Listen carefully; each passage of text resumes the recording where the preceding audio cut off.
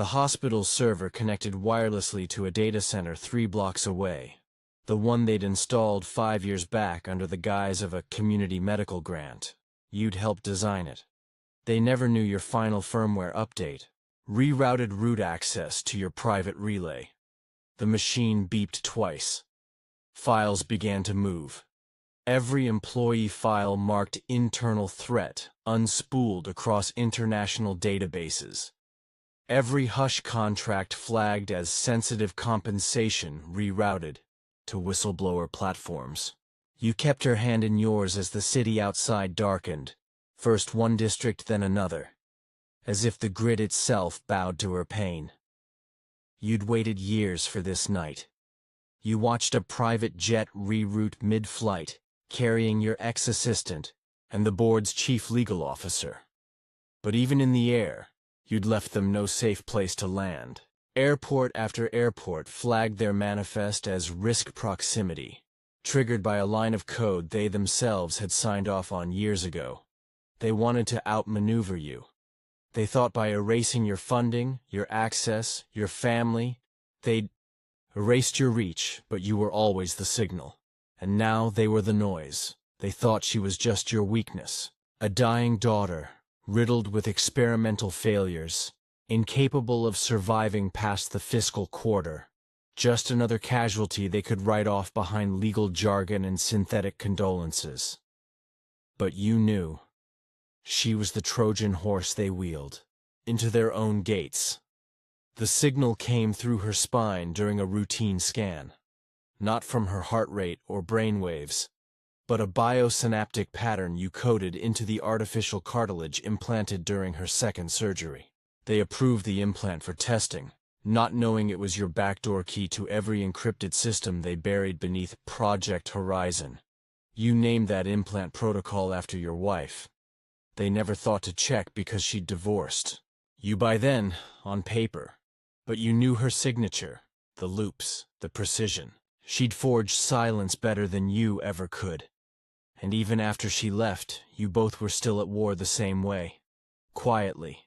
They toasted your downfall the night they placed your daughter under trial care. You watched it from a drone feed, her blood still drying in the emergency room as they clinked glasses above a city skyline. Your assistant smiled in a way that told you he'd rehearsed it, like he'd practiced replacing you his whole life. The lights flickered over their table like they knew what was coming. That same night, you encoded the full neural architecture of your research into a compressed archive labeled Standard Compliance Dormant. Hidden inside were recordings, test subject logs, retracted communications, even the unedited footage of your daughter's forced transfer from home care to the lab basement. They thought it was corrupted junk data, but corruption was always your best disguise. By dawn, every shadow grant from the board's philanthropic wing showed up on blacklisted crypto channels, matched to patient deaths, whistleblower silences, and political favors paid in biotech trials. The same politicians who endorsed their research now turned their backs publicly, trying to scrub traces of support. Your daughter's face became the thumbnail for the largest data drop in corporate medical history, and she wasn't dead. Not yet. The IV machine hissed quietly in her hospital room as you watched the global news feeds roll with breaking alerts. Share prices tanked. Executives locked their social media, and your assistant's face, calm, polished, camera-ready, flickered behind shaky statements. But he couldn't stop what was already inside the system. She was their legacy's undoing. Not through revenge, but revelation. They didn't realize how many things she remembered. The nurse with trembling hands, the ceiling pattern above the lab bed, the hallway smell that didn't match any hospital. She'd whispered it all to you after the seizures started. She remembered everything. That was enough. The signal triggered. Again at 3:07 a.m., a sync pulse from her neural implant reached the proxy server embedded inside the old headquarters. Abandoned but still alive. A door opened. Literally. A vault you hadn't seen in 7 years. Inside, the original footage of her procedure, the branding iron, the man holding it, your assistant, his face in full view, time-stamped and tagged. You released it anonymously. They thought you'd be too grief-blind to strike. But you were grief-born. Every move came from the deepest scar of your life, and now the world was watching it bleed. Backroom investors began to sell. One pharmaceutical partner declared emergency, arbitration. 2 international offices shut down their research labs after someone leaked organ harvesting contracts signed under forged patient consents. And all the while, you sat beside her. She breathed, monitored, waited. You whispered the next key code, through a plastic oxygen mask, as gently as telling a child a bedtime story. The software in her bloodstream responded in less than 90 seconds. A digital chimera lit up in the board's cloud network. A beast of recursive code that changed shape every time they tried to isolate it. It began replicating files they deleted. It restored timelines they'd hidden. And worst of all, it played the audio loop of their toast every time a system rebooted. You knew what this would cost, but they never calculated what it cost you. And then, the final ledger unlocked. You'd kept it hidden beneath a shell company that never filed taxes, never appeared in public records. But it carried a single contract, the original intellectual property agreement between you and the board, signed in your assistant's handwriting, forged with a fingerprint you clipped from a whiskey glass the night they betrayed you. That signature made everything they built yours again, legally, financially, historically. You transferred ownership of the IP, the lab site, the offshore data, archives, to your daughter. The dying girl they tried to erase, they didn't just fail to kill her, they made her the heir. And as panic crawled across the boardroom like a slow flood, you leaned back in your chair, watching your daughter blink, open her eyes for the first time in days, her pupil. You knew before you pulled the sheet. The nurse's hand trembled when she folded it down, her eyes not meeting yours, and the fluorescent lights above your daughter's bed flickered like they were holding their breath. When the pale fabric slid away and her back came into view, the room turned colder, like something old and buried had clawed its way into the air again. You recognized the brand pattern immediately. 3 vertical lines broken by an arc. The unofficial kill signature of Project Sable, which the company swore had been dismantled in 2017. You'd seen it etched into concrete walls inside ghost black sites in Albania, burned into shipping crates that never made it onto the ledger, tattooed, silently, deliberately, on those the company had used and discarded. You knew the precision, the spacing, the lie behind every scar. They thought you died in Zurich. The explosion, the falsified autopsy, the offshore account wiped clean. It was supposed to be your erasure, a corporate death wrapped in espionage and insurance write-offs. You watched the media storm from a rusted cabin in Tuvalu, where the signal came through only when the tide was right and the wires hadn't corroded. You'd stayed gone for her. Her mother had already paid the price for your loyalty. The car crash in Berlin wasn't random, and you didn't need satellite footage to confirm what you felt the moment your hands touched the mangled doorframe. They left you alive so you'd know what silence cost. She was 14 when the coughing started. You paid for the best. Private clinics, Swiss specialists, blood work run through machines never listed in public registries. But the results never changed. The cells were dying, fast mutating faster, and now you understood why. The scars weren't accidental. The placement, the angle, they were surgical. A delivery method. The kind Project Sable built when they wanted to test chemical resilience at scale without triggering NATO inquiries. You stepped out into the hallway and dialed. No hesitation. No breath. Just the number. A voice you hadn't heard in 8 years answered with a code you hadn't spoken since the Tokyo Black Bag Summit. Eidolon read. You said, "They used her." The silence wasn't long, but it was loaded. Then the voice replied, "Send the image. Do not wait." You lifted the camera. The light above her bed flickered again, this time out. The click echoed like a gunshot. You sent the photo. 30 seconds later, 3 military-grade pings hit your device, triggering a data bridge you didn't initiate. The signal came through, encrypted, blistered with old metadata, tagged with your ghost ID, but this time routed through a server that hadn't pinged since the Ankara withdrawal. The file name was simple: Graceback Mark Prime. They thought you wouldn't dig. They thought your grief would bury you, that the system they built to silence dissent would keep your hands off the console. But they misread the timing. They forgot what you kept after Zurich: the black book codes, the fail-safes, the buried thumb drive in the lining of your daughter's childhood bear. You reached for it now, slid open the lining, cracked the seal, and pulled the drive. Plugged it in. The interface bloomed like an old wound opening. Project Sable's original funders, their locations, the backdoor protocols for activating the exposure package, the trader's signature, J. Verrill. You stared at the name. A memory snapped into focus: the boardroom in Madrid, the chilled champagne, the contract your team had, rewritten in code and blood. Verrill had been your friend.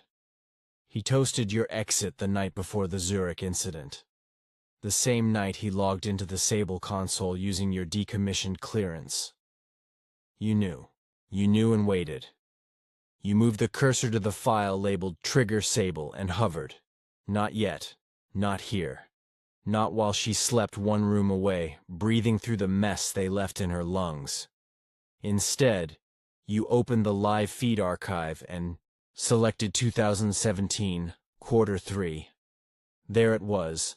Verrill, in conference room H, surrounded by men you'd never seen before, all wearing visitor badges that bypassed standard entry logs. The audio was grainy, but you didn't need to hear every word.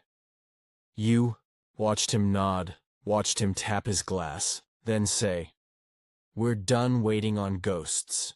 Initiate the variant." They thought you'd never trace it. But you'd rebuilt your own network in the shadows of theirs.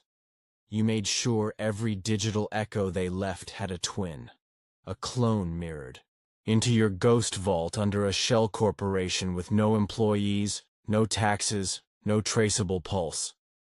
Until now. A knock at the hospital room door broke the loop. You turned. 2 officers. Federal, not local. You'd sent the image less than an hour ago. You opened the door, showed them the photo, said the words you'd waited 8 years to say. "She's evidence. Start the chain." The taller one blinked, recognizing the brand but not saying it. The shorter one reached for his radio. Already it had begun. The walls in the corridor felt like they were closing in, but not on you. Somewhere in Geneva, Verrill's alerts were going haywire, his shadow servers pinging foreign activity, the encryption breaking in real time. He would be waking now, checking the vault, seeing the old signal activate, not the leak, not the ghost, you. And for the first time, he'd know. You were still alive. They thought the quarterly audit would go as scheduled, sterile, dry, numbers wrapped in just enough opacity to keep truth buried under compliance speak. But the signal came through as an error, only it wasn't. It was embedded in a logistics memo flagged for customs irregularities, sent from a server that hadn't existed last week. You knew how they moved black money. You taught them. Layered accounts in Gibraltar, fronted by dummy import firms trading mineral samples and drone guidance hardware. They thought you were gone, but you were the ghost feeding the spreadsheet rot from beneath their firewall, eroding the bottom line with every cycle. The metadata inside that memo cracked open the project archive. Sable, yes, but also Tyrian Reach and Bellhold. Assets you'd hidden under false requisitions before the Zurich burn. One flagged in red. A procurement document from a Vietnamese shell partner. Time-stamped 3 days after your supposed death, signed with your revoked ID. Only someone high up could override that clearance. Verrill. The packet was caught in the compliance sweep you pushed early by corrupting the internal time-stamping scripts. It forced the review team to conduct a forensic match. The trigger phrase buried in your transmission, legacy intake protocols breached, activated the dormant audit cascade. Now everything had to be opened, read, verified, including back-channel payouts that hadn't been taxed in over a decade. The audit moved up. Board members were summoned back from villas and embassies, interrupting operations from Buenos Aires to Dubai. And your ghost identity, black signed as Motif 7, was listed as the source of non-compliant access. They thought it was you trying to claw back legacy pensions. They thought it was a bluff, a panic reaction from some burned-out ex-exec crawling out of exile with nothing left. You watched from the clinic's security feed as the call came into Verrill's office. His face didn't move, but his eyes slid. Left, toward the old safe he never updated, still dial-locked, still unscanned. That safe contained the burn drives, the true records, the receipts. He opened it, saw the drive missing. Your handwriting was still on the sticker. Grace, final proof. Do not erase. You knew they wouldn't believe it at first. The auditing firm, Carter Silva Global, was handpicked.